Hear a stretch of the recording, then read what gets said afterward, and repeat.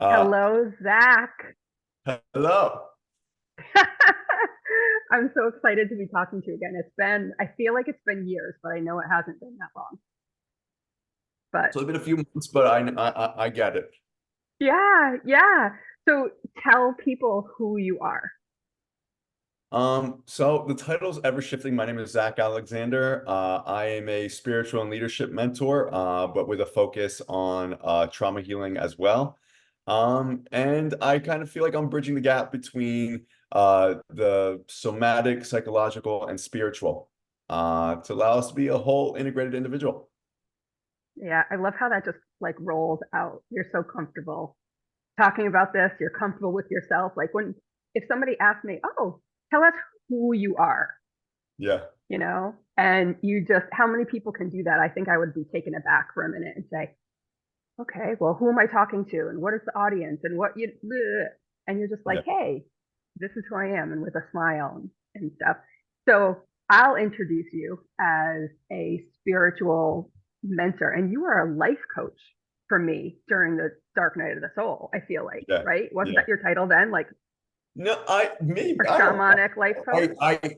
I hate the term life coach, as strange as it is, because like who the fuck am I to Yeah. coach you on life? Like my life's kind of messy, right?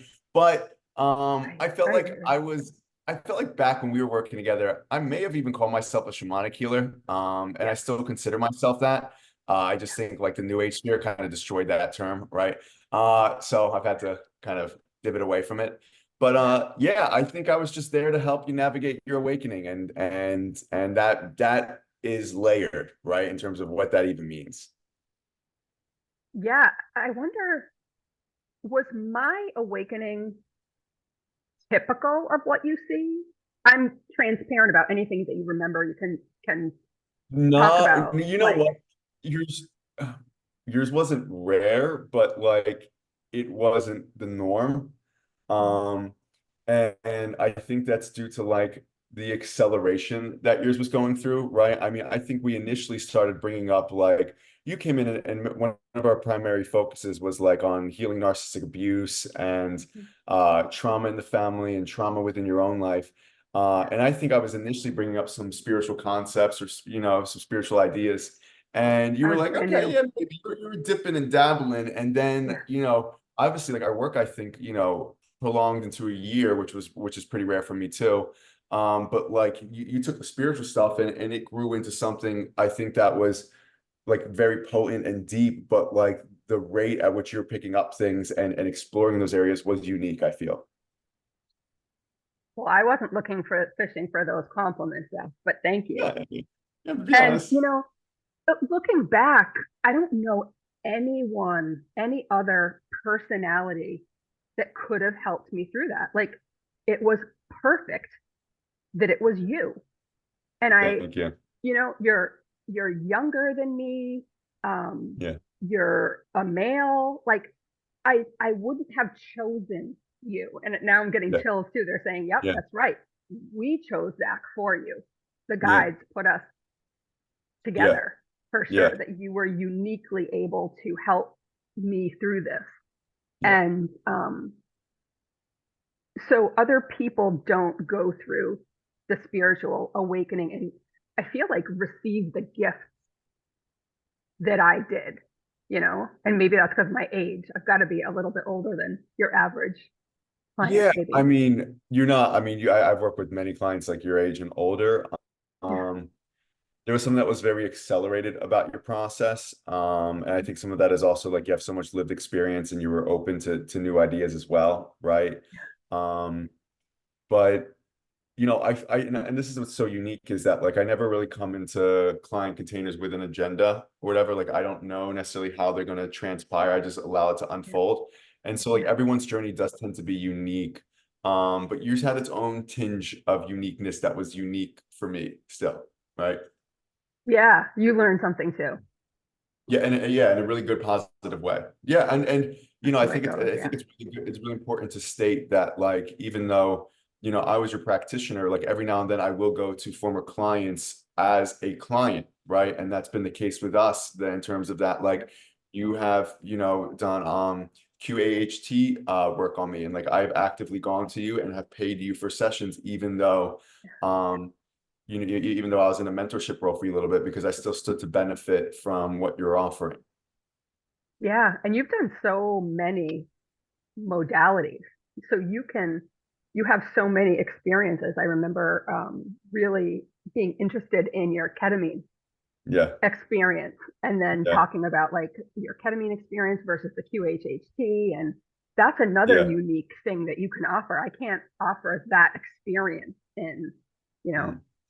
psychedelics and things like that. Like you just are Yeah, I awesome. mean, I think psychedelics are one way to access information that you already are helping people access with QAHT, right? Yeah. For me, I think I did come into you after I was doing IV ketamine treatments, right? And it was a very potent psychedelic, but at the same time, there's no integration work that's like kind of held at the facility afterwards that I went to. Like they were great, but like Yeah. so I needed extra support in terms of integrating some of the states that I access, some of the information coming through. And so when we did QAHT together, you were guiding me to myself, so I could clarify. Like I consider you a very safe space, and you really helped me weave and navigate some terrain that was still even relatively new to me in that experience. Yeah, and I'm remembering that our first QHHT or your first QHHT told Mm. your higher self came in and told you Mm. you're gonna drink lemon water. Yeah, You're gonna need to yeah, drink lemon listen. water, and you're gonna do ketamine therapy, Yeah, I think. And then yeah. when you did it, can we talk about the lack of integration in these new modalities? Because I had a friend who just did EMDR, and we think, all right, EMDR is kind of old news. People, not old news, Yeah, but people know about it. And yeah, watching them go through it and saying, I'm having yeah. really tough days and whatever, but it ended up working out and being really good for me after months Mhm. and months of watching them really not know how to integrate it and just thinking that you Yeah, have to suffer through that process, yeah. that there's no other way. Well, I mean, I think like when we even talk about the integration, I think there's this hyper fixation on like sometimes accessing new states or accessing this or this part of me. Um, Yeah. but like, but then there's like we become the state, right? We become this thing or we become the trauma, right? Without pulling it in and integrating into that whole. Like there's a process that needs to occur like on a mental, physical, emotional level from like a new awareness that we activate, right? Okay. Because if we create an identity around the new awareness or we start like over identifying it, right? Or run away from it, we become fractured and fragmented. So like every time we access like a new awareness, new information, a new trauma, we have to pull it in. And how does it fit into the pre-existing whole of what we already are? Mm, yes. And we talk about somatic therapy. And so I remember printing this out a while Yeah, ago. Now you've got a new format, but yeah, complex PTSD. And then you talk about shame and how that's in the body. yep. You've probably done this a lot, the mental body, the physical body, and all of that. And you really, people can come on and do an Instagram reel or something and say, oh, hold yourself. And Yeah, it's not, it's not enough. I needed somebody to really guide me yeah, through that. And I'm thinking active higher self came hmm, in and your spiritual being came in and ours met, it feels like, to help me with those things. yes, absolutely. Yeah. Yeah, for sure. Like that's the shamanic part. Yeah, Mhm. no, definitely. And I think, I think people are going through what you would call awakenings. I think there's a lot of confusion on like how do I operate or navigate this process? Like what the hell even is a higher self? Like what does that even mean? Right. And so I think it's very layered, and that like this isn't something that you can just throw your hands up and it just is like there's a real Yeah. methodology that needs to be implemented here, right? Yeah. Like there's a real way of like how do we work with the body? How do we work with the mind? How do we work with the emotions so that um, we can still feel whole and integrated, because like an awakening pulls up a lot, and there's a lot of moving pieces and moving parts, and sometimes we need guidance and support with how to move with all those parts. I feel like you don't go through an awakening without getting help somehow. Like you don't make it through to the end It without having help from somebody. it's I've tried to lone wolf it. It's very difficult. I mean, you I have the hermit period, of course, Yeah, and the going for sure. within, but Yeah. you might get stuck there. Well, I mean, it's like, for tens of thousands of years, like humans have healed and progressed and evolved in community. Like, I mean, it's a very natural, innate thing. But we do live in this, hyper capitalistic Western society that's like it's all about you and da da da. Da. And to a degree, that's great because we are recapturing our personal sovereignty, we are being empowered, but like you need co-regulation. Like you need someone to spot you. You need someone to validate these truths, right? And so, even throughout my process, like I've utilized a number of coaches, or a number of different guides, because I needed real physical, tangible support, even as I encountered and navigated new terrain. Yeah, of course.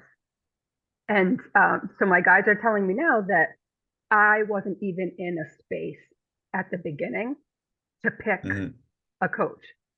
And that's Yeah. when they're saying like they brought you to me. All I had to do was click that button and Yep. be willing to spend the money.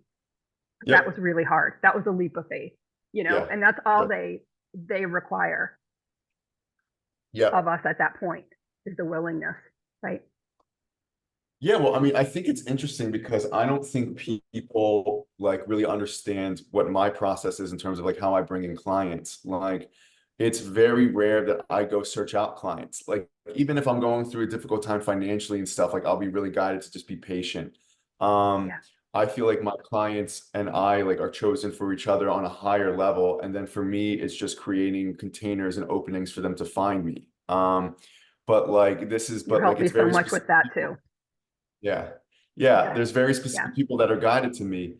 Yeah. And so it's just like I have to take those intuitive hits. Maybe I place a comment here, maybe like a friend refers or something, but it's just creating those openings that people who are already designed to work with me, or from a higher place level where chose me. We just have to now make it kind of materialize in the physical, and it's very specific. Right. And so what are you offering now as far as a container? What's your latest? Yeah, I just started a new one. And so, my Did you? containers are Awesome. typically, yeah, so great timing, right? Yeah. My containers are typically the same for the most part, but every now and then I'll add like a little new thing in there. Yeah. Um, so like, there's always a very big trauma healing as well as like a shamanic spiritual component, integrated into one. Um, but on this one, I'm also throwing in a little bit of psychology and energetics behind leadership.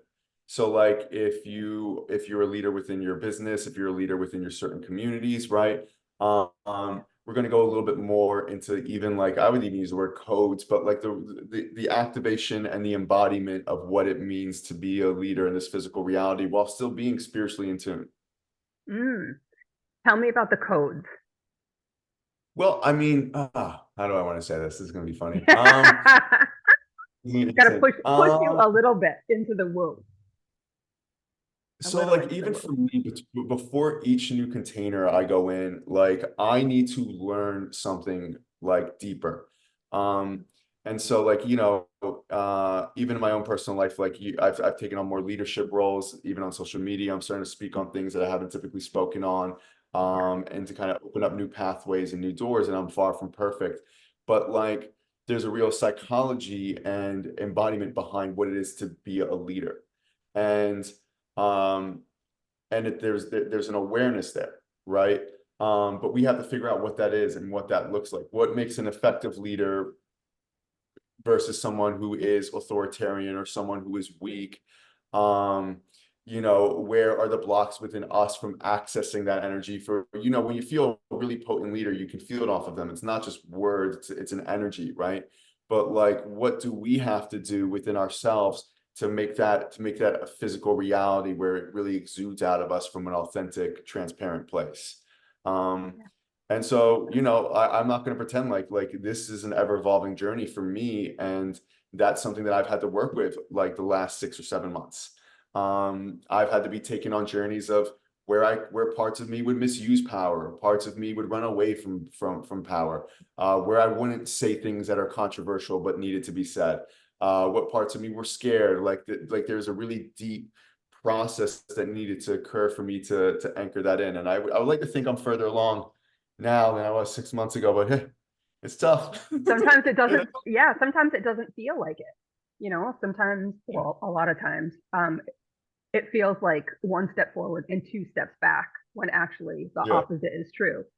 But how we think of leaders, how we think of success, how we think of leaders, and then how we think of successful leaders, there haven't been very many good role models um, in the last several decades, No, maybe a handful that I can think of. handful, handful, give or They're more take, right? narcissistic, power, a bully, and some people are attracted to that, which makes people think that that's right.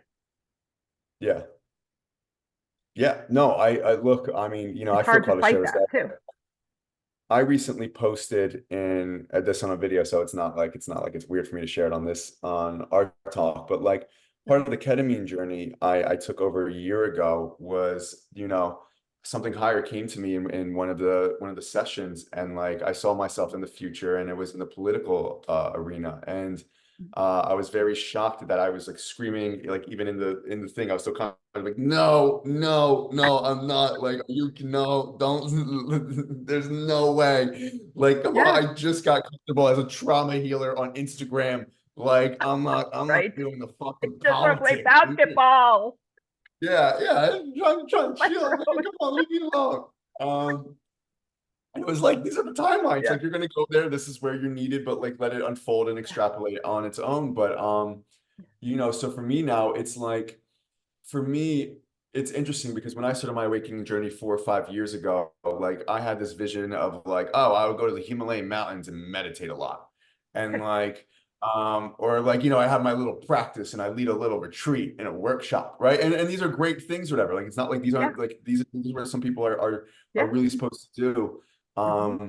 But it was surprising for me that what came through was like, no, there's another element to this. Like this Yeah, aware, like you're still supposed to operate from these awarenesses, from everything you've been through, while influencing things that are going on in the ground in our real world, right? And sometimes that vehicle may be political.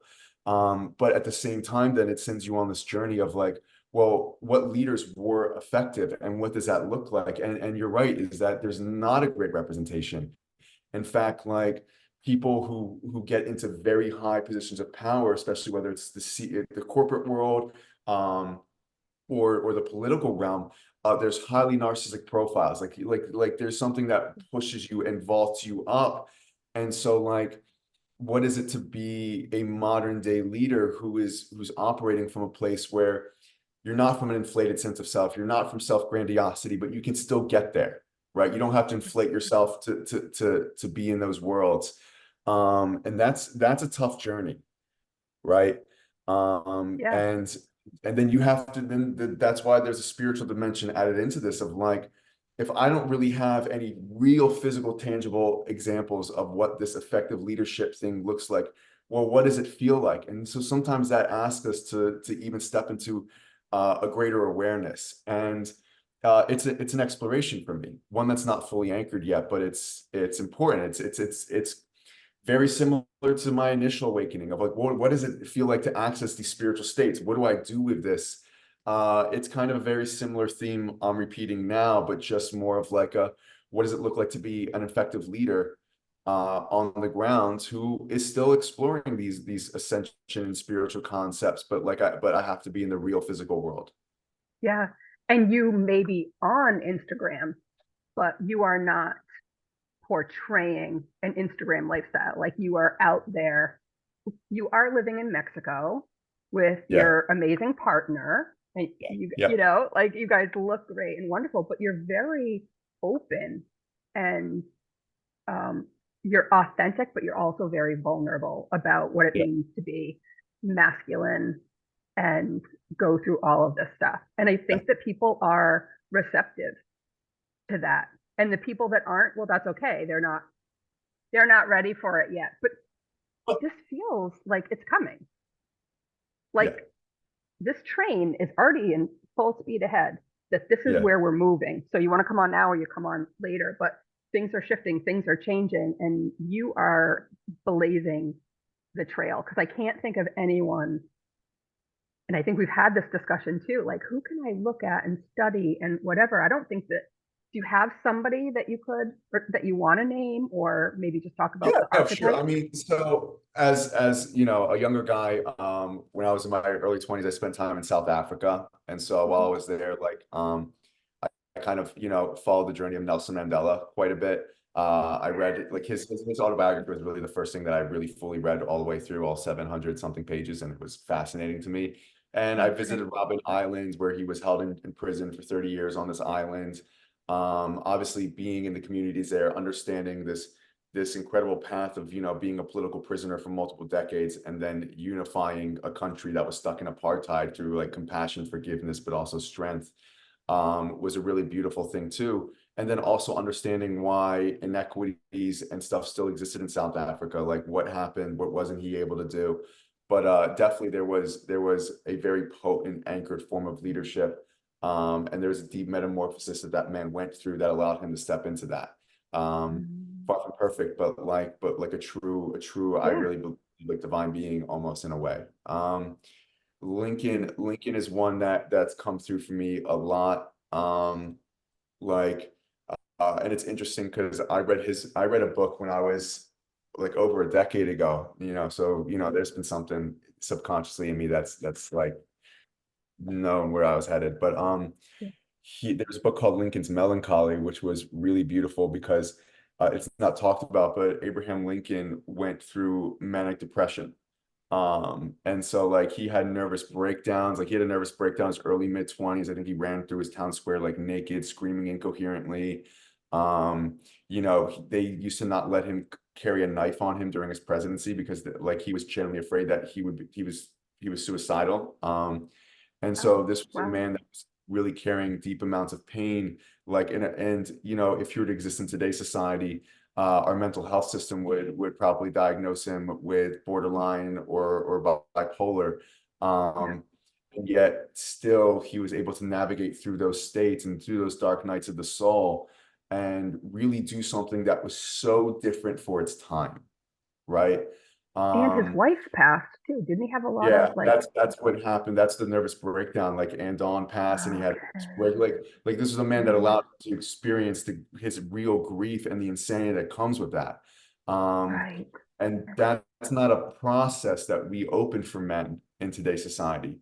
And so you have men who are just pressing everything down and then wanting to get to positions of leadership to kind of numb that pain, like, oh, if I'm powerful and da da da da. And Mm. that's what leads to the splitting, this fracturing, into where we get into this narcissistic leader profile. So I think for me, reading about that example of here's a man that went into all the dirty, like nitty gritty depths, and it's actually what allowed him to be an effective leader. And this process wasn't pretty.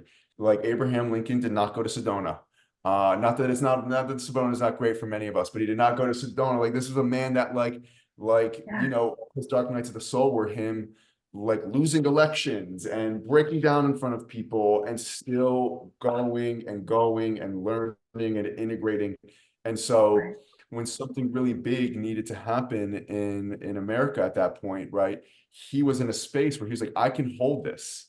Like no one else really was in a position where they were like, I can hold this. Like he was willing to be there and say, I've experienced the deepest depths of darkness and void and pain in me. Like I know how to hold what's about to occur. I'm about to hold this explosion that's about to occur for us, and I can be relied upon for that. And he was. Yeah. Um, so I have some really good examples, but I have to pull back in history a little bit to sometimes access them. Yeah, for sure. And I'm thinking, Abraham Lincoln he was holding space and he wasn't reacting. That's a simple, very much simplifying it. But, a Yeah, lot of times we as a society, including our leaders, will react. And, Yeah. we talk a lot about, okay, well, the polls, or they're looking, and it looks from the outside that they're looking at different factors, Yeah. really, but they're Yeah. reacting to the external. Yes. And Lincoln, I think what you're saying is Lincoln had to go inside, and he did that for us. And there was Yes. nobody else that could have done that Yes. 110%. at that time. Um, it's interesting because we can call an old history like, I think it was a Plato or Aristotle. I'm so bad right now. It was Plato or Aristotle, I think it was Plato, who talked about like the philosopher king. And we can even do like philosopher king, queen, but like that, like leaders should be go through some type of education process, some type of training. Um, and that we don't have that in our modern day society. So I do believe for some of us now it comes through this awakening experience, which is very unique. Um, Yeah. but we're kind of left to navigate it through like the weirdness of modern Western society. Right. And yeah, and so And yeah, at the it's same it's time, do you go through a course to become president? Like, what kind of course would that be? Who decides what the curriculum is? Like, what? And then once you get certified, you get your certificate to be a yeah. leader, president, or senator, or whatever that means. Right now, we're all seeing lots of people with certificates. I don't know. Like, how do you do that? That gets tricky. That gets tricky. What is the test? Yeah, I feel like this is sometimes where something else is we've got to figure it out. Yeah. Um, Yeah. and I've been to law school, I've done these other things, and I can tell you from personal experience, like the training isn't necessarily there to step into effective leadership. So it is funny. This is why we have to go on this weird journey, and trust and to surrender into something more and be willing to think and act differently too. Um, but there definitely is a correlation between this inward journey, this deep inward journey and accessing something beyond ourselves, and also effective leadership.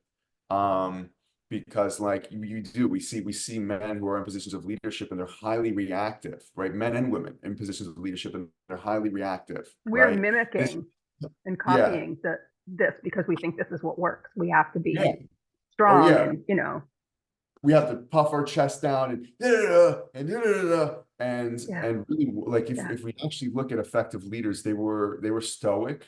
Didn't mean that they didn't have like a deep emotional response to what was going on, but they could contain it, and it wasn't necessarily the driving factor. That they did not suppress their emotional response, they did not fracture from it, they had access to it, but it wasn't like they weren't coming from this egotistical place of it's about me, it's about my perceptions, about people loving me and respecting me. It's like, no, no, no, no, no, no. I can yeah, hold this, I'm aware of myself. I can be with all the chaos, all the destruction that's occurring around me, and I can still be looked at to be anchored and to be a yeah, source of safety in this experience. yeah. Um, With soul and discipline, yes, yeah, SOUL, just soul discipline. Yeah, yeah, I like yeah, that a lot. And I think it's Rudyard Kipling that said, if you can stay calm while all around you are losing their minds, or if you can keep your head about you while all yeah. around you are losing theirs, you will be a man then, my son. That's actually really, really potent Do and you good love things. it? Yeah, because like, well, and it's also like Lincoln lost his mind, right? Yeah, I'm sure while Mandela was in prison, like he had those states as well. And like, if anyone's followed my journey, like I have absolutely lost my mind at times. right. And but to be able to navigate those terrains within yourself, to understand that like it's not a weakness. Like our mental health community may diagnose that or pathologize that. But shamanic cultures understand that as a form of initiation, something that people actually must go through. Because when you've Right. encountered and worked the insanity that even exists within yourself, you're able to finally hold space from a regulated, coherent place for the insanity that occurs in the outside world, right? But how can you hold Beautiful. that if you've never gone through it within too? Right. And also, it's coming up for me that I was told that I needed to take a pill, right? And that's Mhm. coming up in conversations a lot. if there was a pill that would have helped me, Yeah. I would have Yeah. taken it a I hundred know. times a day if needed. I would Yeah. have taken it, but there wasn't. And so that being the solution for everything, there's some like, I don't want to take it. I don't want to take it. Yeah. I'm in the middle of the road. Like, listen, if you think that that would help you, if you think that you need that, I think that's as much a valid experience as anything else. Yeah. Where do you stand on that? It's interesting. I mean, there was a part of my process, I obviously have ADHD, like who the hell doesn't who's on this path? And like, um, Right. It's one of our superpowers, actually. I come to yeah, learn. But anyway, I know that Adderall was very helpful for me for a time, and then it became my worst enemy. Because yeah, there was like an over reliance on it for me, and almost using it as a form to escape what needed to come up within. yeah, Um, it's I think medicines can be helpful or whatever and can be like supportive, but like when we're looking at that as the answer, like we're very misled. Um, yeah. they've shown the statistics, but since we've gone through this like I call it psychopharmaceutical revolution, where we have all these pills and antidepressants or whatever, like rates of suicide have gone up. Um, Is that right? I think, It makes yeah, sense, but rates of suicide have actually gone up drastically. Um, if you're in a developing nation, right, a third world country, you are actually much more likely to recover from a mental health crisis than you are in the Western world, even though they're not using those pills. So like, mm, so there's something interesting here that we're saying that this isn't bullshit anymore. Like this is real data. Like if this is the yeah, solution, then why are the statistics saying something different? yeah. It's a solution for the pharmaceutical companies and the Yeah, people that don't know how to hold space. Like I look back and I'm like, okay, people around me didn't understand what I was going through, yeah, thought they did, you know, yeah, um, and there wasn't any language out there yeah, really for it then. And we've been told that it is the solution, yeah, right?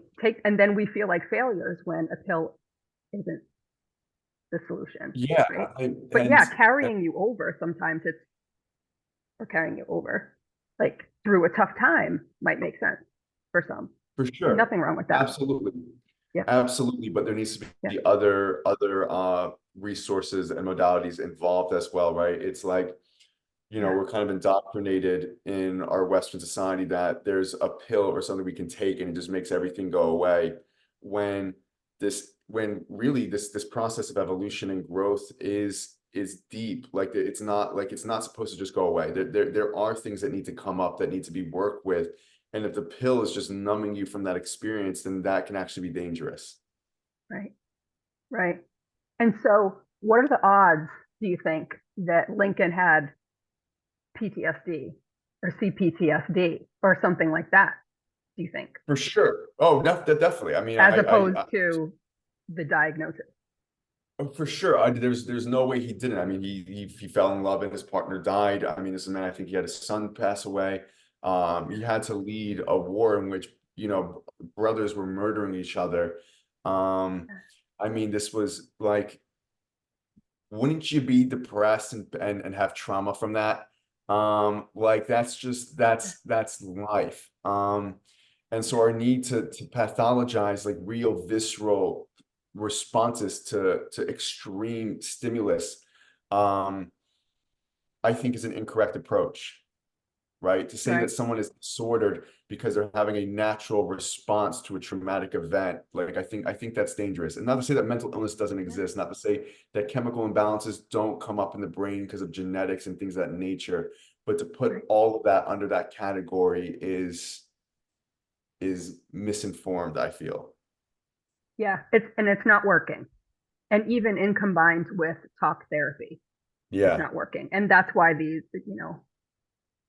things are these spaces like yours, these containers are making sense for people, that are yeah. searching for something else. I had no idea what I was searching for.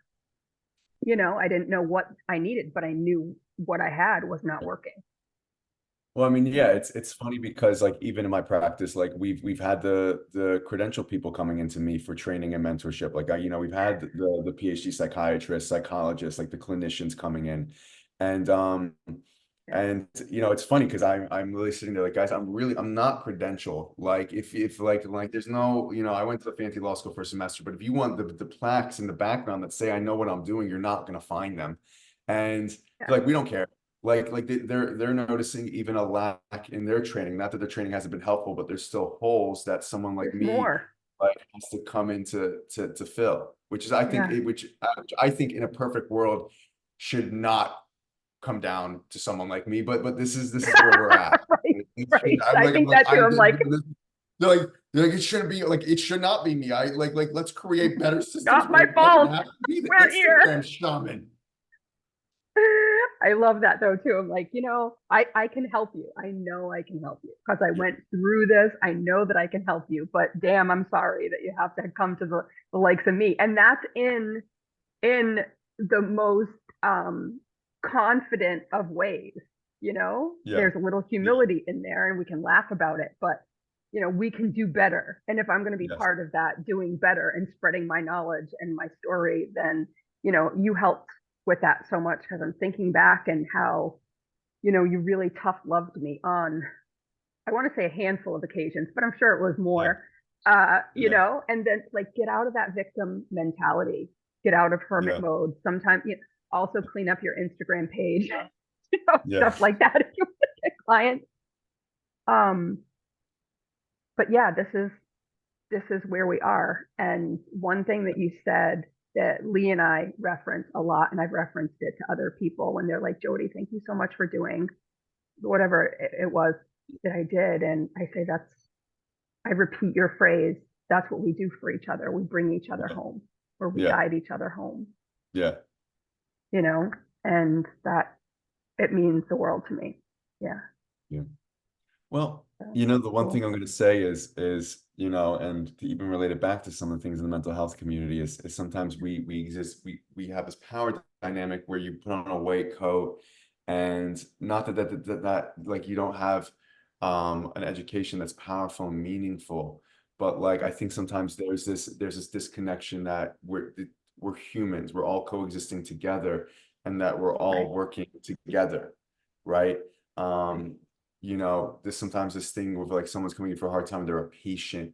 Like I don't know. Like sometimes I think we're giving the wrong connotation to And something that pedestalizing people, yeah. pedestalizing healers, bad news. Oh, for sure. I mean that needs to fucking, me on that. Like that needs to go away too. Like Yeah. Yeah. um I think the whole even like the guru paradigm that exists in the spiritual wellness spaces needs to go away. Like this whole notion of like someone else has the answers and can save me. Like no, we're all here for each other. We all have different gifts. We all have different awarenesses, and we're all like serving like a really special, unique piece of this overall puzzle that we're all figuring out together. Yeah. We each have our own cup for the Yes. elixir, our own Yeah. special cup. Yeah. So I promised you it would be a half hour, and I think we're almost at a half You hour. can go a whole hour. It doesn't bother me. All right. What do you want to talk about next? You want to keep No, just talking keep about? going. Just keep going. I don't know, whatever.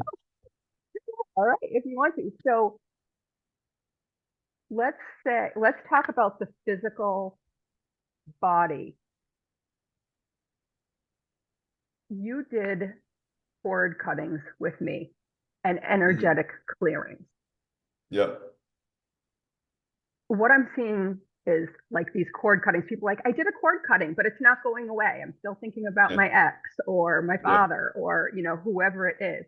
Can you talk about what your experience is as a healer with these kinds of like, there's like new age terms now, cord cutting and Yeah. I clearing mean, of chakras and it's I think we haven't integrated new awareness yet correctly. And so this is where like, a little bit of people have awakenings or come into spiritual awarenesses, right? Uh, and we can kind of create like magical thinking or even like a little bit of delusions around them, right? We're not understanding like the deeper processes that are occurring. Um, just because like we can only perceive a small spectrum of small bandwidth of the spectrum of sound and light, right? So we're starting to realize, oh, there could be these etheric chords and and this is why we feel people and da da da. Da. But just cutting it and being like, okay, I'm done. Like, no, like why did those things come about in the first place? What are the deeper things that need to be worked with within you? Um, why was someone able to have a parasitic relationship with you or extract from you in a negative way? What's going on, you know? Right. And also, do you want to cut that cord? Like, do we always want to cut cords?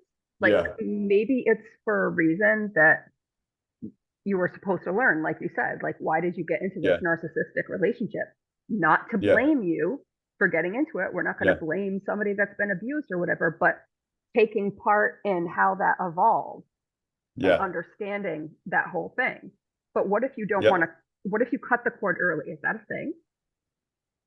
I Cut it mean, who the prematurely? hell knows? Yeah, you could definitely do it. Yeah, you could definitely do it. And if you Okay. try, it'll probably come right back. Like it's like there's a Okay. deeper process that's occurring here. Like it's just, um, like why, yeah, exactly, it's like why the cord was established in the first place, like what were you getting from that, like even subconsciously, right? Were you playing out a Right. parent-child dynamic in your adult relationships where you don't know how to meet a certain need and things of that nature? Like there's deeper elements that really needed to be tended to, right? Was this Right. person establishing a tough cord with you because you like you serving them or helping them was numbing you out from your own experience because you don't know how to tend to your own stuff. So we can cut that cord, but then emotion comes up, you don't know how to process that. Someone else will come in with a very similar personality profile and attach right back to you. Like it won't matter. Right. And it's almost like they're giving me a vision of a cord that's like wide open, like an Yeah, electric cord during a storm that's just yeah, sparking and wide open. yeah, These are yep, yep, real, yeah. and not always with, are they always with relationships and other people, or you have cords attaching to, what's been your experience with that? Things, ideas, I think false I think beliefs. I think we, I think we can have cords attached to like ideologies, belief systems, thought constructs, like, Mm, um, we could have a cord cut in that of like I'm a victim and I want someone to like subconscious. I really, because some people are generally victims, but there's a lot of nuance in this space, but we can have yeah. cords attached to like things much deeper than us. We have cords attached to certain ancestral lines. Like um there's so much deeper complexities to this. But like even this notion of cords, like sometimes the most powerful thing is like not even visualizing a cord cutting or whatever, but like I don't want this anymore. Like, and I want to figure out the parts of me that are allowing this in, and I don't consent, and I call my power back, and things of that nature. Right. That can be the process just as well. There really needs to be an understanding of what it means to anchor these spiritual constructs into the physical and what that actually looks like. Mm. So then, if everything is on the table, today is 4/4. Yeah, People think like angel numbers, it's a portal, yeah, that kind of stuff. I'm now a believer yeah, in numbers, synchronicities, Fibonacci sequence, all of that kind of stuff. How are you entering April on 4/4 and with the solar eclipse? I don't know what's going on down there in yeah. I Mexico, but I don't know. I don't know how. I have no right, where fucking none of us are idea. supposed to know. Yeah, I have no fucking idea. I don't know. I like, and here's the thing, like, I genuinely, from the bottom of my heart, I don't know what I'm doing. I every day I am stumbling. I don't know the fact that I even have like somewhat of a fucking internet platform is still as a spiritual healer is hysterical to me. Like there are Beautiful, parts of my beautiful. personality that would be just Yeah. fine, like, pouring beer for people and watching the Philadelphia Eagles. Um, I am falling backwards and somersaulting into everything. I don't make plans. I don't try to manifest the next. It just plops me on my head, and I just go, okay, all right, this is what we're doing. Yeah. Yeah, Well, I don't know. I think it sounds like you're in the now moment. Kind If of, we yeah. I could mean, talk about it, and yeah, no, definitely. I mean, and that's why, like, I have no yeah, idea. I don't know what I'm gonna eat for breakfast tomorrow. yeah, I have a general sense of where I'm supposed to go in the long run in this life. But I have no idea the roads that are gonna lead there, right? yeah. And the Um, trajectories change yeah, yeah, for a sure. lot. You've done a great job navigating that too. Like, listen, I put something on social media. This was my plan, and then Yeah, guess what? It wasn't your plan anymore. And yeah, easily people can say, and people have said this to me before, like, oh, you didn't stick with this, or you didn't stick with that, or you've got yeah. all these ideas and you didn't do all of them. Well, if you have 100 ideas, if if you do five and stick with five, like to me, that's amazing. You know, people can knock it, whatever, but I see that you are taking strength in I'm letting the universe guide me and I'm using my own intuition to figure out where that is. Yeah, and I'm going to stumble around in the dark and not know where it's leading. Like I think it's that Yeah. willingness to be okay with the not knowing fully. Yeah. I'm fortunate. Like there have been a few times in my life where I will get these intuitive hits on where I'm going in several years and stuff like that. But I mean, even when we were working together, I had no concept. Like I was in that in between space of like not really knowing or understanding what the long-term plan here was for me. Yeah. And I had to just stumble around. And about like a year ago, I landed into something that felt more firm. But even over this last year, I've been shocked and surprised at how it's transpiring and unfolding and playing itself out. Um, Yeah. there's this is the whole thing about surrendering your will to something higher and being willing to listen, and that yeah, it's things will shift. Um, And you're I mean, for some, manifesting by through surrender is yes, exactly. You're how I letting see something it. Yeah. else manifest on your behalf, and you're trusting in it, right? Yeah. Um, I mean, I think there's power in my story in the sense of like, I went to law school to be a child advocacy lawyer. Like there was a part of me that even going into law school initially was interested in politics, but it wasn't the main purpose. Yeah. And then everything in the universe shoved me out of there. And it took a couple years, but suddenly I'm a fucking Instagram white shaman guy. And like and so then I'm like thinking like great, like I have to make this work. Like I got like this is where I'm supposed to be. This is I got Yeah. to make sense of this, and learning to embrace and figure out like how that path felt right to me, and then to suddenly get a hit of like oh like no, that thing that you thought 5 years ago you're still going to do that. We're gonna chuck you back. And I'm like wait what right? Yeah. And so it's the paths and things there are so different, and it's taken me years to really understand how to trust and lean into that, and to not necessarily go at the artificial structured paths that have been given to us by society. That you go here, Yeah. you get the degree, like it's clearly not Yeah. working. Those paths are falling away. And Yeah. so like you're gonna have to be okay that this is gonna move and shake a little bit different than your brain understands just yet. Hmm. And trusting. And I remember when you shared your story about what you were going through, and I'm Yeah, looking at the timelines, and I was like, oh, wow, he was going through that when we were working together and just being so yeah, shocked by the way that you showed up, yeah, during those sessions. I was like, man, that's amazing. But also the things that don't work out for us, that fall apart, if you will. yeah, Um, I was planning on being a narcissistic abuse coach. That was my yeah, plan. I would have been yeah, happy with that. You would have been a big time child advocacy yeah, lawyer. You were happy yep, with that.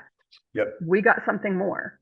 yeah, This is so much more fulfilling, um, yeah, no, for than I sure. ever thought. If you Yeah. manifest by surrender and let it go sometimes. And It's funny and it's interesting too because like 5 years ago, like I would have been dead set on like I have to be a lawyer and like this is how I'm going to serve and this is how I'm going to fulfill my purpose.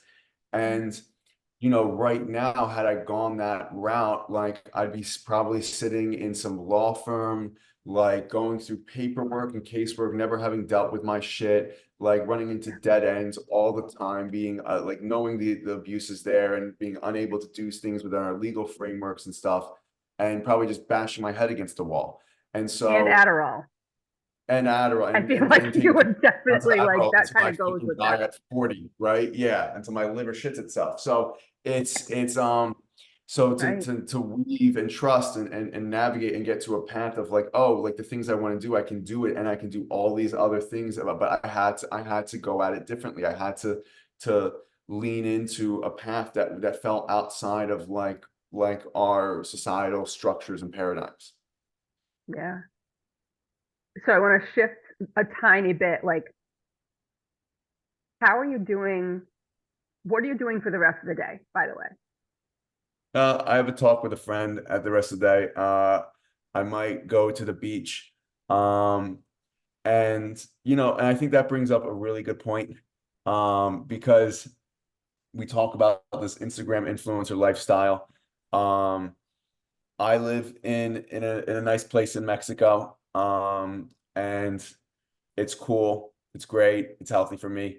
Um, but like starting up my career, like I was broke and like I was living in shit. And I had a decent social media following and I still had black mold coming in my bathroom and like toilets weren't Yeah. working, in St. Louis. And like, um, this whole idea that like, oh, I'm gonna be a wellness person or a coach and I'm gonna live this lavish lifestyle. Like, sure, that might be available to you, but for like a lot of us that are on this path, like that's not what it looks like. And It like can. there's even like it can for sure. And I've gotten there to a degree, but there were years and years of struggling and difficulty and encountering tough stuff. Like there for a lot of us who are really on this path, there aren't shortcuts and getting that nice lifestyle necessarily isn't the goal that we're attaining here. It's just another resource to get us to even show up more deeply and authentically in bigger areas.